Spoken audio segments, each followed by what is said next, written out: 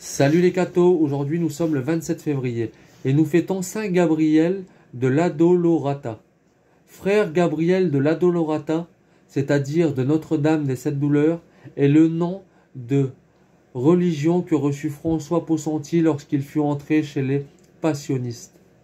Dès son enfance, le jeune saint professait une dévotion ardente envers la Sainte Vierge, dévotion qui lui avait été inspirée par les soins attentifs de sa mère.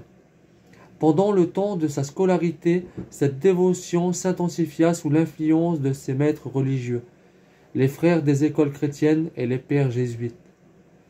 Aussi, la Divine Mère avait-elle pour lui des attentions toutes particulières, et on ne s'étonnerait pas qu'elle soit intervenue elle-même dans l'appel du jeune homme à la vie religieuse. À Spolète, en Italie, on vénère une délicieuse et très antique image de la Madone, que l'on porte en procession dans la ville, le jour d'octave de l'Assomption. Personne ne voudrait manquer cette procession, ni refuser de s'unir aux manifestations pieuses d'un peuple entier en l'honneur de la sainte image.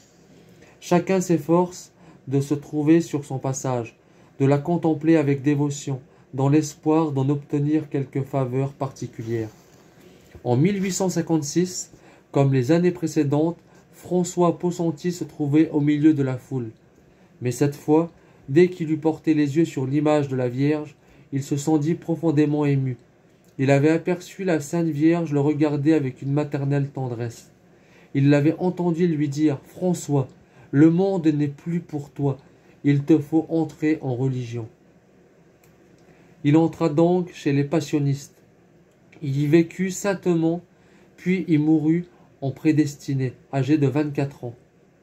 Après 6 ans seulement de vie religieuse, canonisé, il y a peu d'années, il est devenu un des patrons de la jeunesse. Nous l'invoquons sous le nom de Saint Gabriel de l'Addolorata, et sa fête se célèbre le 27 février. La tendresse que Saint Gabriel avait pour la Sainte Vierge atteignait à une véhémence qu'on ne saurait exprimer. Son cœur était comme un brasier brûlant d'amour pour sa tendre mère. Et si vive que fut sa dévotion mariale pendant qu'il vivait encore dans le monde, elle n'était pourtant que l'ombre, pour ainsi dire, de celle qui manifesta une fois devenu religieux.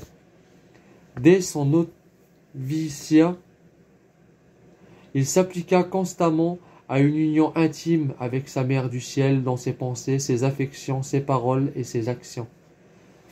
Il en était venu à ne plus perdre le souvenir de Marie, souvenir qui ne le quittait pas même pendant le sommeil, car ses rêves les plus fréquents avaient la Mère de Dieu pour objet. La Sainte Vierge était le sujet le plus ordinaire de ses conversations. Il avait toujours quelque chose de nouveau à dire de sa tendre mère, et il faisait l'édification de tous ceux qui l'écoutaient.